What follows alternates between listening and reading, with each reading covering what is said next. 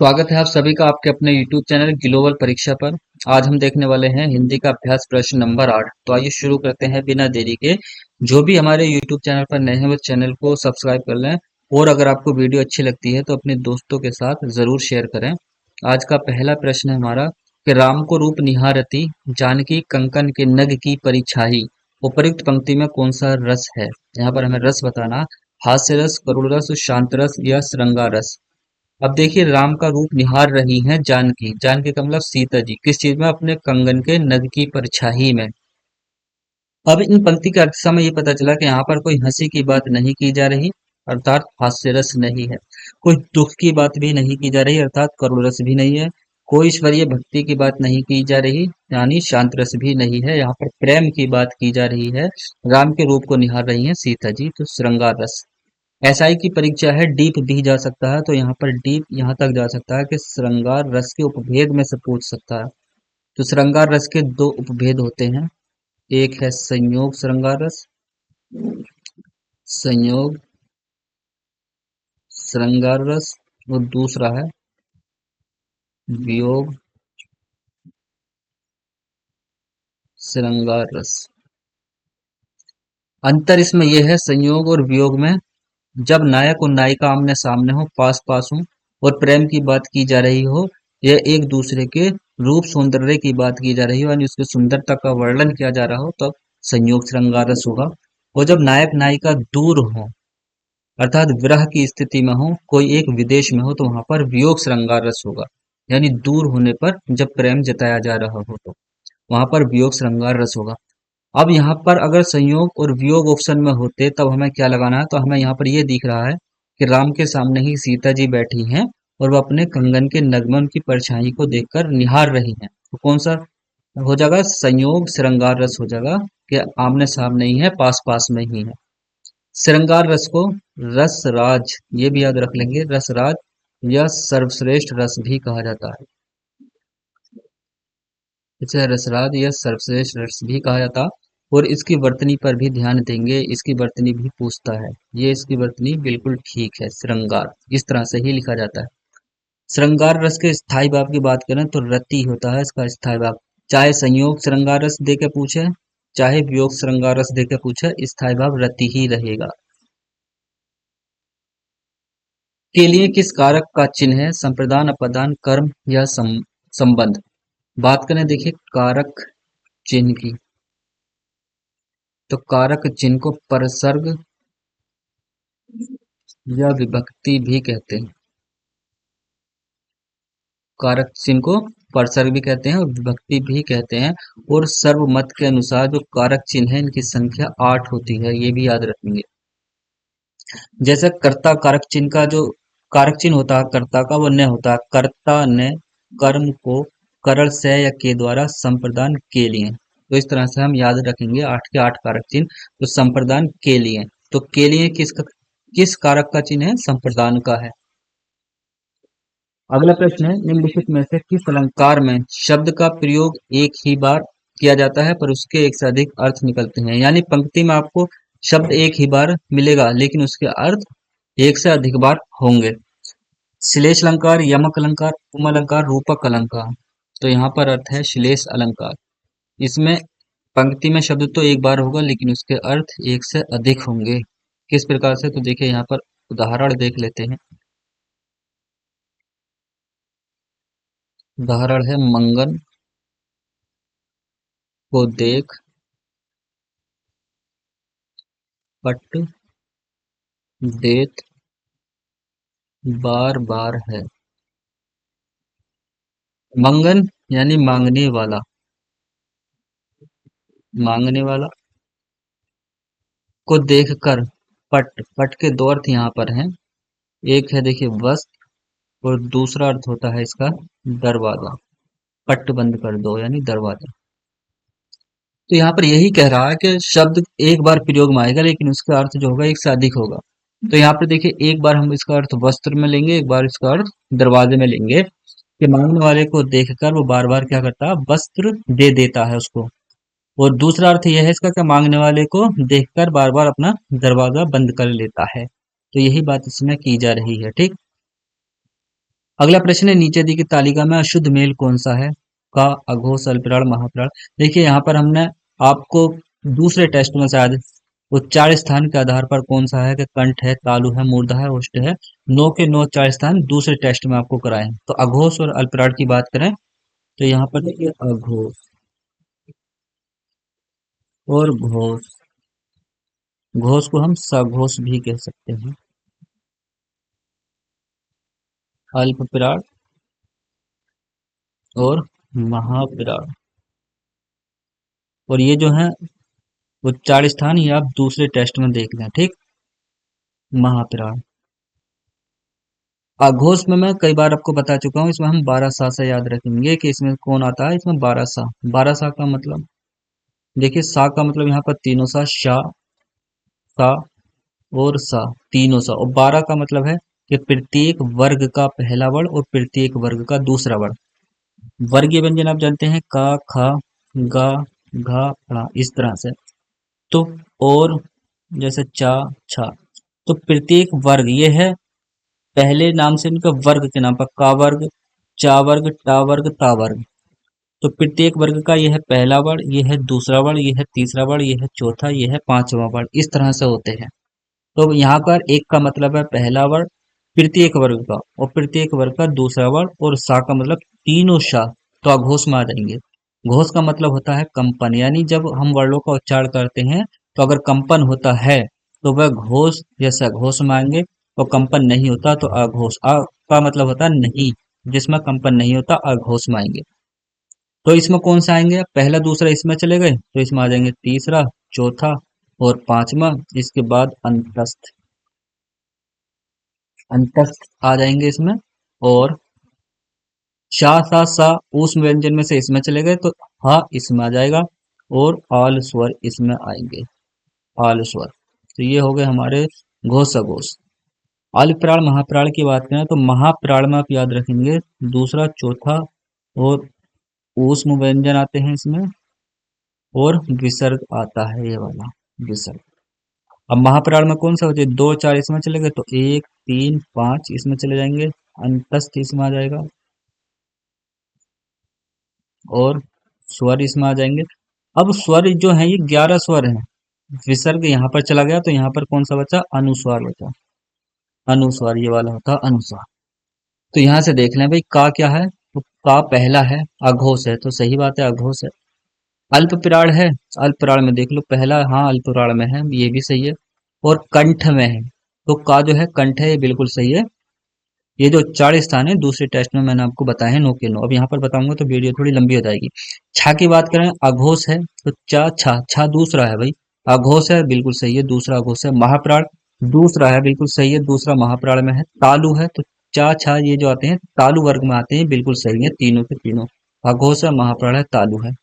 ड, तो यह है टा था ड। ड तीसरा है तो तीसरा सघोष में है क्या, बिल्कुल सही है, सघोष में है तीसरा। अल्पप्राण है क्या तीसरा, बिल्कुल सही है, अल्पप्राण में है तीसरा।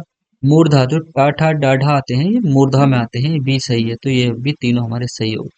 धा की बात करें, ता था दा धा, ता था दा धा। धा चौथा है तो सघोष है चौथा, बिल्कुल सही है, सघोष है यहाँ, ये तो सही है। महाप्राण है क्या चौथा, बिल्कुल सही है, महाप्राण है चौथा, ये भी सही है। ओष्ठे, बस यही गलत हो गया, ओष्ठे नहीं है, जो ता था दा धा था इनका उच्चारण दांतों से होता है, तो दंते वर्ग में आएंगे, तो ओष्ठ में ना होकर यहाँ पर दंत होना चाहिए था, दंत। तो इस प्रकार से हमारा इसका ऑप्शन डी मिल गया, क्योंकि हमें यहाँ पर अशुद्ध मेल देखना है, अशुद्ध। अगला प्रश्न, सभी स्वर होते हैं दीर्घ नहीं, ये लघु भी होते हैं, तो स्वर लघु भी होते हैं दीर्घ भी होते हैं। सभी स्वर अघोष होते हैं, तो यहाँ पर देखना सभी स्वर अघोष में तो नहीं है, सघोष में तो है सभी स्वर, तो यहाँ पर ये भी गलत हो गया, तो ये भी गलत, ये भी गलत। अल्प प्राण, क्या सभी स्वर अल्प प्राण में हैं? अल्प प्राण में स्वर जो है 11 है, और सामान्यतः स्वरों की संख्या 11 ही होती है जब तक कुल स्वर न पूछे, तो सभी स्वर किस में आ जाएंगे, अल्प प्राण में आ जाएंगे, तो यहाँ पर ये भी रख दिया हमने। महाप्राण की अगर बात करें तो महाप्राण में मात्र विसर्ग है, ठीक, तो हमारा ये भी गलत हो गया, महाप्राण में मात्र विसर्ग आता है। तो सभी स्वर कैसे हैं, अल्प प्राण में आते हैं, हिंदी का प्रथम मौलिक उपन्यास किससे बना था? गुनाहों का देवता, तितली, त्यागपत्र, परीक्षा गुरु। तो प्रथम मौलिक उपन्यास जो है हिंदी का वो है परीक्षा गुरु। लेखक की बात करें इसके, लेखक हैं लाला श्रीनिवास दास। परीक्षा गुरु के लेखक कौन है? लाला श्रीनिवास दास। गुनाहों का देवता धर्मवीर भारती का उपन्यास है। धर्मवीर भारती का उपन्यास है। तितली, देखिए तितली है, इंपॉर्टेंट है। तितली, कंकाल और इरावती। इरावती, जो इरावती है ये अधूरा उपन्यास है, अधूरा। किसका है? तो ये जयशंकर प्रसाद के उपन्यास है। तितली, कंकाल, इरावती किसके हैं? जयशंकर प्रसाद के उपन्यास है। तो जो त्यागपत्र उपन्यास है ये है जैनेन्द्र कुमार का। जैनेन्द्र कुमार। हमसे यहाँ जो पूछा वो पूछा है हिंदी का प्रथम मौलिक उपन्यास, वो है परीक्षा गुरु और इसके लेखक हैं लाला श्रीनिवास दास। निम्नलिखित शब्दों में से तत्सम शब्द चुनिए। कुक्कुर, आग, लाख, कोयल। तत्सम का मतलब होता है जो संस्कृत के जैसे हैं। तो यहाँ पर तत्सम हमें कुक्कुर मिला, तो इसका तद्भव क्या होगा? इसका तद्भव है कुत्ता। कुत्ता, तो कुत्ता का तत्सम हो जाएगा कुक्कुर। तो आग क्या है? तद्भव है, तो इसका तत्सम क्या हो जाएगा? तो इसका तत्सम है अग्नि। लाख तद्भव शब्द है, इसका तत्सम क्या होगा? लक्ष्य, इसका तत्सम हो जाएगा। कोयल तद्भव है, तो इसका तत्सम क्या होगा? तो इसका तत्सम होगा कोकिल। ये बहुत बार पूछा जाता है कोयल का तद्भव तत्सम। तो ये तीनों याद रख लेंगे, ठीक। मेरी बहन सविता हिंदी भाषा सीखती है। उपरोक्त में क्रिया चुनिए। क्रिया कहते हैं जिससे किसी काम का होना या करना पाया जाता है। हिंदी बहन सीखती है भाषा, तो सीखना क्या है? एक एक क्रिया है, इससे काम का होना या करना पाया जाता है। तो यहाँ पर ऑप्शन सी सही हो जाएगा। मीरा जोर से हंसी ये वाक्य किस क्रिया का समुचित उदाहरण है? अकर्मक, प्रेरणार्थक, द्विकर्मक, सकर्मक। प्रेरणार्थक क्रिया तो वहां पर होती है जहाँ कर्ता स्वयं कार्य न करके दूसरे से कार्य करवाता है, तो वहां पर प्रेरणार्थक क्रिया। तो मेरा जोर से हंसी, तो ऐसी तो कोई बात है नहीं जो दूसरे से काम किया जा रहा हो। द्विकर्मक सकर्मक का ही बात होता है। अगर सकर्मक है क्रिया, यानी वाक्य में कर्म है, तो वह या तो एक कर्मक होगा या द्विकर्मक होगा। वह वाक्य या तो एक कर्मक होगा या द्विकर्मक होगा। एक कर्मक का मतलब, जैसे अ, बात करें यहाँ पर अध्यापक ने हिंदी पढ़ाई। अध्यापक ने हिंदी पढ़ाई, तो एक कर्मक है यहाँ पर हिंदी। अगर इस तरह से वाक्य होता, अध्यापक ने छात्रों को हिंदी पढ़ाई, तो ये द्विकर्मक हो गया। इसमें दो कर्म है, एक छात्र और एक हिंदी। तो बात करते हैं अकर्मक है या सकर्मक है। अब देखिए अकर्मक और सकर्मक की अगर हम बात करें, अगर कर्म पर जोर है तो वाक्य सकर्मक, और अगर वाक्य कर्ता पर जोर है तो वहां पर अकर्मक होगा। अब जोर से हंसी, क्या हंसी? तो क्या से कोई आंसर नहीं मिल रहा। कौन हंसी? मीरा हंसी। तो मीरा क्या है? वाक्य में कर्ता है, तो कर्ता पर यहाँ पर जोर है, तो वाक्य कैसा हो जाएगा? अकर्मक हो जाएगा। पूर्वकालिक क्रिया का प्रयोग किस वाक्य में है? उसने मेरी पूरी संपत्ति हथिया ली।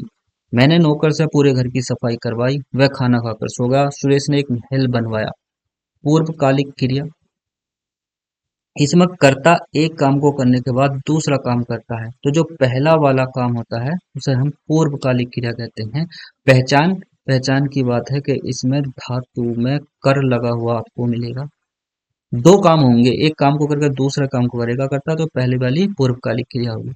अब मैंने नौकर से पूरे घर की सफाई करवाई, यहाँ पर कर्ता स्वयं कार्य न करके दूसरे से करवा रहा है, तो प्रेरणार्थक क्रिया। प्रेरणार्थक क्रिया। उसने मेरी पूरी संपत्ति हत्या ली। हत्या ली, बतिया ली, ये जैसे हाथ से हथियाना, बात से बतियाना, शर्म से शर्माना, इस तरह से अगर आपको मिले तो वो होती है नाम धातु क्रिया। नाम धातु क्रिया होती है। वह खाना खा कर सो गया। अब धातु में खा क्या धातु है, पी क्या धातु है, लिख धातु है। इनमें आपको कर शब्द मिले और दो क्रियाएं हैं, तो खाना खाना हो रहा है यहाँ पर और एक सोना, दो क्रियाएं। पहली क्रिया क्या होगी, पूर्वकालिक क्रिया होगी, तो यहाँ पर खा कर जो है पूर्वकालिक क्रिया है, पूर्वकालिक क्रिया। हमारा ऑप्शन सी सही हो जाएगा। सुरेश ने एक महल बनवाया, ये भी कार्य न करके दूसरे से करवा रहा, तो क्रियार्थक क्रिया है। आप बीती शब्द में समास है द्वंद्व समास, कर्मधारय समास, तत्पुरुष या द्विगु समास। आप बीती, अगर हम इसका विग्रह करें तो ये हो जाएगा आप पर बीती। तो जहां पर आपको कारक चिन्ह मिले तो वहां पर तत्पुरुष समास लगाना है। वही मनुष्य है जो मनुष्य के लिए मरे, के रचयिता कौन है, बाल मुकुंद गुप्त, जगदीश गुप्त, सियाराम गुप्त या मैथिली शरण गुप्त। वही मनुष्य है जो मनुष्य के लिए मरे, इसके रचयिता है मैथिली शरण गुप्त। तो अगला प्रश्न है हमारा कि निम्नलिखित को सुमेलित कीजिए। यहाँ पर देखिए मिलान करना है हमें। दुस्साहस, दुख, दुरूह, दुष्कर्म। अब दुस्साहस, यहाँ पर दंत सा के साथ दंत सा मिला देते हैं, दुख विसर्ग के साथ विसर्ग मिला देते हैं, और दुर्गुण यहाँ पर रा, तो दुष्कर्म मूर्धा सा के साथ मूर्धा सा मिला देते हैं। अब यहाँ पर देख लेंगे हम पहले का, देखिए यहाँ पर दूसरा, ए का क्या है तीसरा है, दूसरा नहीं तीसरा है, तो ए का 3 पहले में है और चौथे में है। और फिर बी का 4, तो बी का 4 इसमें है। डी ऑप्शन में यहाँ पर मिल रहा कि ए का 3 और बी का 4, सी का 1 और डी का 2। तो इस प्रकार से हमें डी ऑप्शन यहाँ पर मिल गया। अगला प्रश्न है, निम्न में से योजक चिन्ह का प्रयोग नहीं होगा। ये जो है ये योजक चिन्ह होता है, ये वाला, ये योजक चिन्ह। कि बच्चा जोर जोर से रो रहा था, इसमें होगा। रामलीला में रावण वध, तो इसमें भी सही है। छोटा बच्चा गाड़ी के पीछे भागा, इसमें योजक चिन्ह छोटा बच्चा, इसमें योजक चिन्ह की जरूरत नहीं है। मेरे चाचा चलने फिरने लगे हैं, ये सहचर शब्द कहलाते हैं, चलने फिरने घास फूस इस तरह से, तो इसमें योजक चिन्ह होता है। ठीक। अगला प्रश्न की बात करें, उस कवियत्री की कविताएं बहुत पसंद की गई। यहाँ पर कवित्री, इसकी क्या है वर्तनी पूछी गई है, कौन सी वर्तनी शुद्ध है। कवयित्री होता है, कवियत्री, कवियत्री या कवियत्री, तो ये बहुत बार पूछा जाता है। इसकी सही स्पेलिंग यानी सही वर्तनी है कवयित्री। अगला प्रश्न, द्वंद्व समास में कौन सा पद प्रधान होता है, पूर्व पद, उत्तर पद, दोनों पद या कोई तीसरा पद प्रधान। तो कोई तीसरा पद प्रधान, ये तो बहुव्रीहि समास में होता है, दोनों पद प्रधान होते हैं इसमें द्वंद्व समास में। और दोनों शब्द या तो आपको विलोम मिलेंगे या पूरक या सहचर शब्द मिलेंगे। उत्तर पद प्रधान तत्पुरुष समास में होता है, और पूर्व पद प्रधान जो होता है ये अव्यय भाव समास में होता है। अत्याचार का संधि विच्छेद बताइए। अति प्लस 4, अत आचार, अति आचार या अत्याचार। तो ये जो शब्द बना है अत्याचार, ये बना है अति प्लस आचार से। यहां से हमने ई ले लिया और यहां से हमने आ ले लिया। अब जब हमने यहां से ई लिया है, देखिए यहां से, तो इस ई का बन जाएगा या। जब इस प्रकार से ई, ऊ और री का जो मेल है वो भिन्न स्वर से होता है। भिन्न स्वर का मतलब है कि ई का मेल ई से नहीं हो रहा। अगर ई का मेल ई से होता तब ये बड़ी ई बन जाती, तब वहां पर दीर्घ स्वर संधि होती। तो ई का मेल जब भिन्न स्वर से है तो वह या में परिवर्तित हो जाता है और यहाँ पर वही भिन्न स्वर जुड़ जाता है। अब या क्या बन जाएगा, या बन जाएगा। तो यहाँ से जब ई निकाला हमने तो यहाँ पर बना हमारा अत, और यहाँ से ई या हमारा बनेगा और यहाँ बचा चार। तो इस प्रकार से इस शब्द बन जाएगा अत्याचार। तो अति आचार से मिलकर बना है, ये जो संधि विच्छेद है अति आचार है। अच्छा पूछे कौन सी संधि है, तब यहाँ पर यड़ स्वर संधि है, यड़ स्वर संधि हो जाएगा। तो ये थी आज की हमारी वीडियो, आशा करता हूँ आपको पसंद आई होगी। यदि पसंद आई है तो इसे अपने दोस्तों के साथ जरूर शेयर करें। आज हमारे जो है 8 प्रैक्टिस सेट समाप्त हो गए। ठीक।